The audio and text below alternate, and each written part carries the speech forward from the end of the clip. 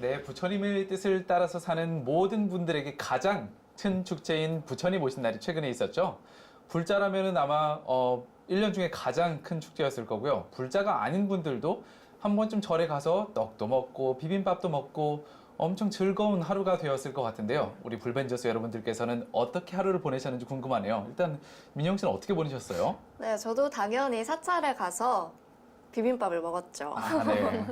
부처님 오신 날에 먹는 비빔밥이 그렇게 맛있더라고요. 확실히 더 맛있는 것 네, 같아요. 뭔가 네. 기분 탓일까요? 아마 기분 탓이에요. 네. 절대 맛있을 수가 없습니다. 이게 오랜 왜 버페 근데- 동안 시장이 반찬이잖아요. 버페를 기다리면서 아 배고프다. 아니 근데 맛있죠? 왜 비빔밥 하는지 아세요? 글쎄요. 제일 간편하니까요. 그래요. 사람이 많으니까 뭘 네. 다른 거를 차릴 수가 없는 구조인 거예요. 그래서 그냥 빨리 예, 만들려고. 네. 무슨 네. 뜻이 있을까봐, 초락이 담겨 있을까봐 기다렸었는데. 맞추셨습니다.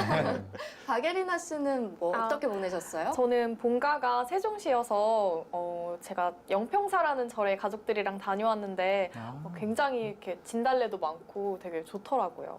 우리 알파고 씨는 어떻게 지내셨나요? 저도 한국에 온 지 지금 16년 차이잖아요. 16년이나 됐나요? 네, 우와. 2004년 때 왔어요. 아, 15년 플러스 이제 올라가고 있는데 첫해 2004년 때 왔었는데 궁금했어요. 야, 잠깐만, 이건 불교의 나라로 왔는데 이분들의 명절은 어떤지 그냥 궁금해서 간 거예요. 네. 갔는데 수박이 있었어요. 수박이요? 예.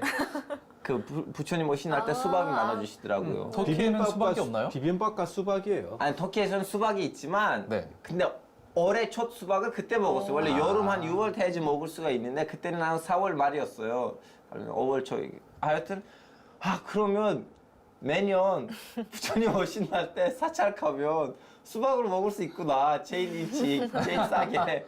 그래서 그 이후로부터 매년 갔어요. 수박 먹으러. 근데 네. 이제 좋은 거 뭐냐면, 제가 대전에 살았거든요. 제가 어디 가겠어요? 계룡산. 네. 그래서 계룡산이 그 끼에다가 미쳐가지고 평소에도 예를 들면 스트레스 많거나 아니면 뭐 시험을 잘 못 본다든가 그냥 아침 일찍 계룡산을 가게 됐어요. 네, 수박을 먹으러. 그러게요. 수박과 관련된 스토리 네. 있어요. 그래서 저 지금 아쉬워요. 원래 항상 뭐 부처 모신할 때 계룡산을 갔었는데 네. 지금 서울에 있잖아요. 계룡산 느낌 안 나요? 내려가셔도 좋을 것 같아요. 다음에 이제 다음번에는. 뭐 네. 그런데 스님, 이렇게 부처님 오신 날에 사찰을 3군데를 들러서 참배를 하면 좋은 일이 생긴다. 이런 얘기가 있던데 진짠가요?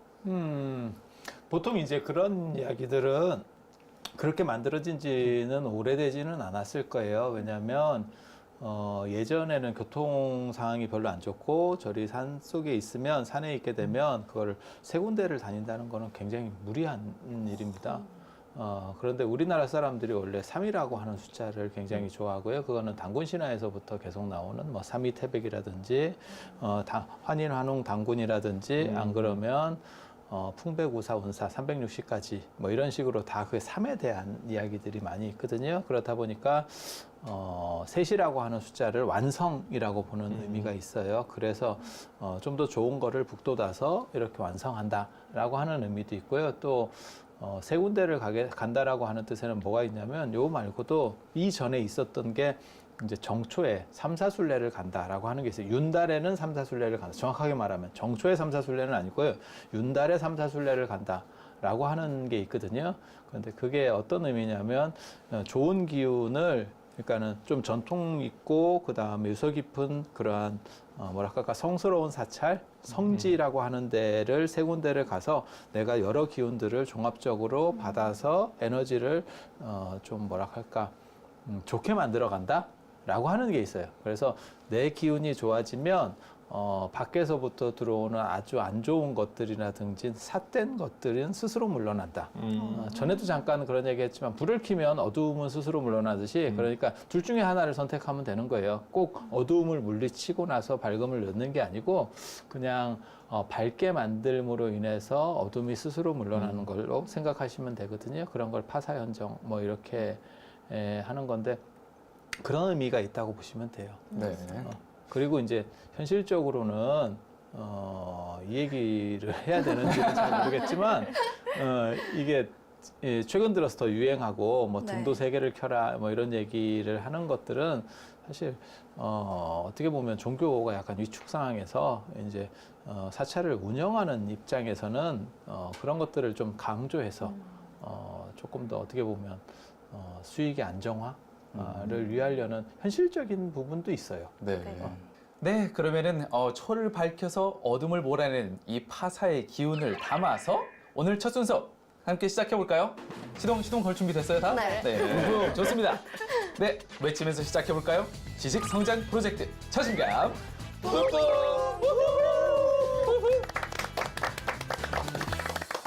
네, 좋습니다. 자신감 뿜뿜 이 시간은요. 저희 자연 스님께 매주 한 가지씩 호기심 완전 돋는 주제들을 골라서 지식과 지혜를 구해보는 시간입니다. 네, 그렇습니다. 매주 다양한 주제들을 가지고 이야기를 나눠보고 있는데요. 오늘은 지난 시간에 이어서 부처님 오신 날의 의미에 대해서 다시 한번 되새겨보는 시간을 가져보려고 합니다. 네, 맞습니다. 지난 시간에는 부처님 오신 날을 앞두고 부처님 오신 날에 대한 의미와 또 탄생의 여러 가지 이야기들을 나눠봤는데요. 역시나 좀 시간이 짧았습니다. 그래서 이 부처님 오신 날은 불교의 4대 명절이고 또 가장 환희로운 날이잖아요. 그렇기 때문에 또 이 땅에 부처님 오심에 대한 의미를 다시 한번 짚고 넘어가자는 의미에서 지난주에 이어서 오늘도 같은 주제로 한번 문을 열어볼까 합니다. 특히 제가 많이 압박했어요. 왜 이렇게 짧은지 네. 알고 싶은데 외부인으로서 왜 이렇게 짧았는지 그래서 네. 너무 감사합니다. 제작진한테도. 네, 스님 그래도 오늘 시간의 문을 열어주신다는 의미에서 주제가 적힌 족자 힘차게 한번 펼쳐주시죠. 이걸 굳이 열 필요가 있을까요? 왜냐면 이게 지금 지난주 거랑 똑같아서 그래서 이제 탄생과 관련된 부처님 오신 날의 의미 부분 그래서 지난주에 이어서 하는 그런 내용이라고 생각하시면 되겠습니다.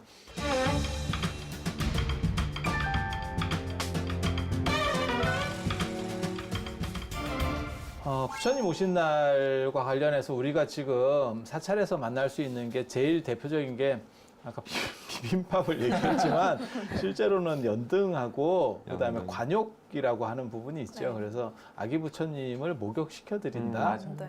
라고 하는 부분, 그 다음에 이제 세상을 밝힌다라고 하는 그 등이라고 하는 것도 내나 어둠을 물리친다라고 하는 그 부분이에요. 그래서 같이 앞에 말했던 것과 연장되는 상황이라고 보시면 되고요. 그 다음에 이제 관욕이라고 하는 게 조그만 아기 부처님이 중간에 서 있고 그 다음에 이렇게 물을 네. 이렇게 끼얹어 드리는 그런 부분이 있어요. 그런 부분이 있어요. 그런데 그게 이제 재미있는 게 그 아기 부처님을 제가 볼 때마다 그런 생각을 하는데 보면 태어나자마자인데 가릴 건 다 가리고 있어요. 그게 오묘하게 네. 보티첼리의 비너스의 탄생과 같이 이렇게 보면 바로 탄생했는데 거기도 아주 오묘하게 다 이렇게 가리고 있거든요. 그래서 가린 상황에서 이제 물을 이렇게 뿌려주는데 그냥 그게 일반 물이 아니고 원래는 향수를 넣어서 뿌리게 돼 있는 거예요. 네. 그래서 그거를 잘 못 넣으니까 이제 향 같은 거를 이렇게 부러뜨려서 넣고 이제 사찰에서 조금만 유심히 보면 그렇게 돼 있어요. 근데 더 올라가면 원래는 향유를 쓰도록 돼 있어요. 아, 향수가 기름이요? 아니고 향이 네, 나는 기름이요. 아. 그러니까 향수를 쓰는 문화가 있고 향유를 쓰는 문화가 있거든요. 향유를 쓰는 게 약간 더운 지역이에요. 그래서 제일 많이 발달하는 거는 이제 이집트 쪽에서부터 시작을 해서 이집트하고 저 아라비아 반도. 그래서 유향 뭐 이런 거 못 들어보셨어요? 유향 몰약 이 예수가 태어날 때 뭐 동방 박사가 가지고 왔다는 네. 그런 거 있잖아요. 네, 유향. 저 아라비아 반도 맨 밑에서 나오는 그 나무가 있어요. 그 나무에 상처를 내면 우리 고로쇠물 나오듯이 이렇게 수액이, 그러니까 송진 생각하시면 되겠다. 아. 그런 식으로 뭉치는 거예요. 그게 하얀색으로 뭉칩니다. 그래서 그런 걸 이제 태우면 이제 신명과 감응한다. 라고 하는 뭐 이런 이야기들이 있어요. 네. 그게 이 향문화는 이집트에서부터 원래 시작을 하는 거거든요. 그래서 신에게, 완벽한 신에게 무엇을 줄 수 있을까라고 생각을 하는 거고 아무것도 필요하지 않은 거예요. 그런데 더운 지역은 아무래도 이렇게 냄새가 나는 부분들이 많이 있거든요. 그래서 향을 올리고 그게 이제 전파되는 거예요. 그게 중동 쪽으로 전파되고 인도까지 전파되고 그다음에 동아시아까지 전파되는 그런 거거든요. 그래서 이 향이라고 하는 거를 쓰는데 사실 동아시아 쪽에는 향에 대한 부분이 그렇게 비중이 크지는 않았어요. 네. 여성들만 일부 쓰는 거고 그 여성들이 쓰는 것도 뭐 사향 이런 건데요. 지금 우리가 냄새 맡아보면 향을 맡아보면 사향은 사실 그렇게 확 오는 향은 아니에요. 네. 그런데 그런 거를 썼었고요. 그 향을 아예 도포를 해버리는 거예요. 몸에다가 향유를 가지고 발라버리는 거예요. 향수만 쓰면 증발해서 사라지기 때문에 그래서 전에도 잠깐 그런 얘기 안 했었나요? 알렉산드리아가 원래 향유, 장미 향유나 이런 걸로 굉장히 유명해요. 이집트의 제2도시잖아요. 네. 그리고 그런 문화가 인도에도 있는 거예요. 인도도 더우니까. 그래서 향유를 가지고 이렇게 바르는 게 있어요. 그러면 몸도 이제 좀 매끄럽게 되고 그래서 태어나자마자 이제 목욕을 향유를 섞어서 했다는 거예요. 네. 그러니까 아마 한번 물로 씻겨주고 그다음에 향유를 발랐겠죠. 그래서 이런 얘기를 보면 되게 진짜 이러는데 어떤 기록이 나오냐면 저도 굉장히 재밌어요. 부처님께서 태어나시니까 그 룸비니 동산 옆에 강이 있어요. 네. 그 강에서 기름이 솟아올랐다는 거예요. 그래서 그 강 이름을 유하라 그래요. 기름강. 지금도 기름강이라 그래요. 근데 굉장히 재밌는 거는 지금 제가 이제 거기를 이제 여러 번 답사를 갔었거든요. 가보잖아요. 기름이 지금도 있어요. 지금도 강에. 올라오는 기름이 솟아요? 강이 있어요. 거기서. 그 바로 룸비니 동산 옆에. 근데 사람들이 한국의 이러한 한국에서 인도 가시는 분들이 많이 있거든요. 성지순례 가시는 분들이. 근데 바로 옆인데도 거기 가시는 분 거의 없어요.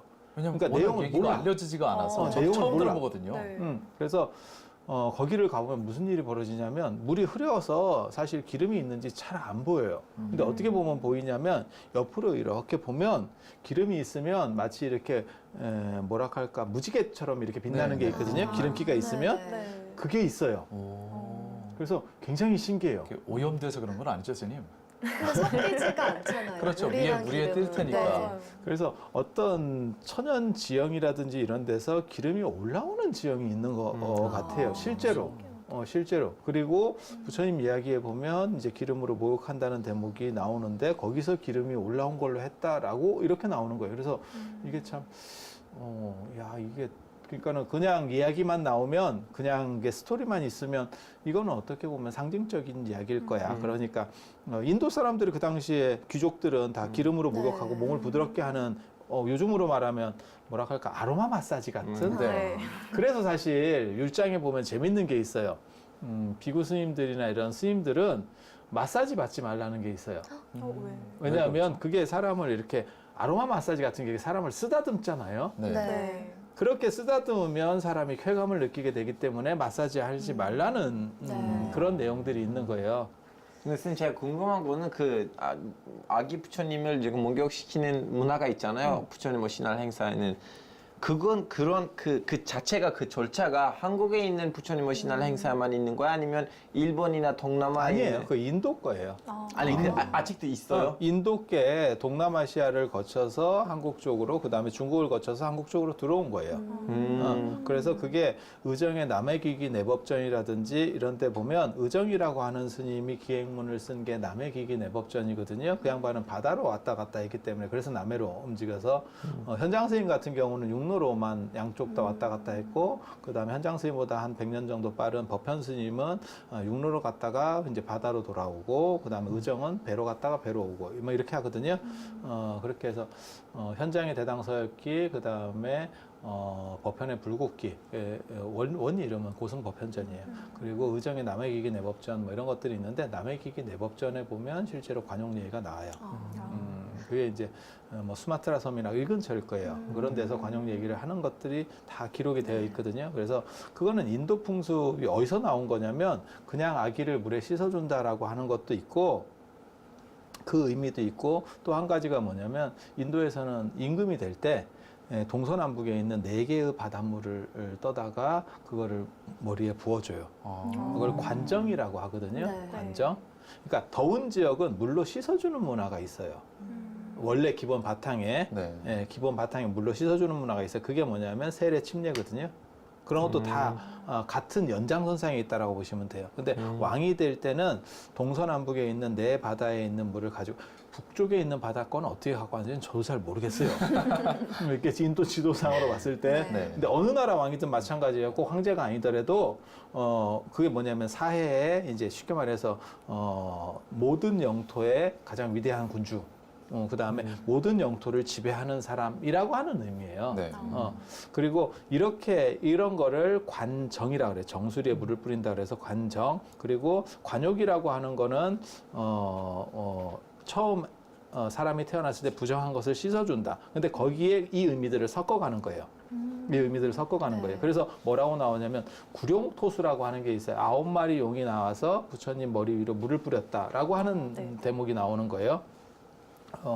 그거는 용이라고 하는 어떤 신성성을 통해서 이제 씻어준다. 그 9이라고 하는 거는 완전하다라고 하는 만수, 그러니까 가득함이라고 하는 거고 부처님이야말로 가장 존귀하고 나중에 크게 전체적으로 깨달음을 얻으실 거야라고 하는 그 상징성을 거기서는 내포하고 있는 거예요. 그래서 관욕과 관정이 섞여 있는 거예요. 근데 선생님 제가 궁금한 거는 예를 들면 부처님이 태어났을 때부터 이름이 부다가 아니었잖아요. 시다르타. 고타마 시탈타. 그 이름을 어떻게 부모님이 지어주신 거? 그 무슨 의미를 가지고? 그러니까 저도 그 이름에 뜻이 있다고 들었는데 예. 이제 그게 궁금했어요. 갑자기? 아니 이제 갑자기 어느 궁금해? 뭐 부처님의 탄생을 가지고 단신을 가지고 네. 부처님 지금 고타마 시타르타라고 하는 거는 고타마는 훌륭한 소라고 하는 뜻이에요. 훌륭한 소. 네, 좋은 소. 소라는 뜻이요? 카우. 눈매의 소. 네, 네, 네. 훌륭한 소라고 하는 거는 그 당시 농경 문화가 이제 시작되면서 소에 대한 소를 통한 노동력이라고 하는 것이 이제 부각되고 있었던 거예요. 그래서 소숭배가 나오는 거는 기원 전후쯤 돼야 되는 거 훨씬 뒤에요. 이때는 유목 세대들이에요. 네. 그래서 유목 집단이 있고 농경 집단이 있거든요, 인도에. 그래서 유목 집단에서는 소를 잡아서 희생 이렇게 죽여서 태우는 그런 식으로 이제 유목 문화가 있었던 거고 번제 같은 거죠. 그 다음에 이제 농사를 짓는 쪽에서는 소는 함부로 건드릴 수 없는 거니까 그러니까 좋은 소가 있어라고 하면 그거는 이제 생산력하고 관련되는 거죠. 네. 그래서 그런 두 번째 의미라고 보시면 돼요. 그래서 부처님 아버지 이름이나 삼촌 이름들이 전부 다 쌀하고 관련된 거예요. 정반항, 백반항, 곡반항, 감로반항. 정반항은 깨끗한 쌀. 그러니까는 정반항, 그 다음에 백반도 흰 쌀. 그러니까 요즘으로 말하면 햇반 이런 거 생각하면 돼요. 사람 이름이 햇반. 그런 거예요. 그게 뭐냐면 햇반이 이렇게. 쌀이라고 하는 게 흰 쌀을 먹을 수 있는 사람은 상당히 귀한 사람이에요. 네. 쌀 농사도 그 당시에 흔하지 않았던 거고 흰 쌀이라는 건 뭐냐면 도정한 쌀이에요. 그러니까는 좀 깎아낸 쌀. 우리가 먹는 쌀이 다 깎아낸 쌀이에요. 네. 그래서 현미하고 다르잖아요. 그러니까 깎아낸 쌀을 먹는 사람들은 다 어느 정도 있는 사람이에요. 네. 그러니까 보통 사람들이 현미 먹을 지금은 이제 뭐 영양이 어떠네 어쩌네 하면서 현미를 먹고 현미나 백미나 뭐 마찬가지잖아요, 값이. 그렇지만 예전에는 흰쌀 먹는다는 거는 먹을 수 있는 부분을 다 깎아내고 먹고 굉장히 부드럽고 이런 쌀이에요. 그래서 그건 이제 어느 정도 이상의 권력층이라고 하는 걸 의미하는 거예요. 그래서 농경 문화라는 거고 시타르타라고 하는 거는 이제 원래 이제 태어나서 사실 부처님이 왕국으로 지금 돌아오시려고 했는데 이미 막 돌아와야 되는 상황이 됐어요. 왜냐면 이름을 지어야 되니까요. 그래서 시타르타는 모든 것을 다 이룬다. 그 당시 석가종 나라가 상황이 별로 안 좋았었어요. 별로. 그래서 석가종 나라가 지금은 네팔 쪽에 있는 거고요. 그게 산악 지역입니다. 그래서 약간 폐쇄적이라고 보시면 돼요. 그 당시에 저 겐지스강 쪽에 있었던 나라들은 물류가 유통이 되면서 이제 상업들이 들어가고 그 다음에 뭐가 있냐면 도시국가들이 막 만들어지고 있었거든요. 근데 석가종 나라는 그 산 속에 있으니까 이게 자기네들끼리 이렇게 뭉쳐 있는 정도밖에는 안 되는 거예요. 그러니까 경제력이라든지 군사력이라든지 문화적인 게 밀려나는 거죠. 네. 그래서 이웃 나라들이 자꾸 이제 쳐들어오는 거예요. 그래서 야금야금씩 이제 먹히고 있었던 상황이에요.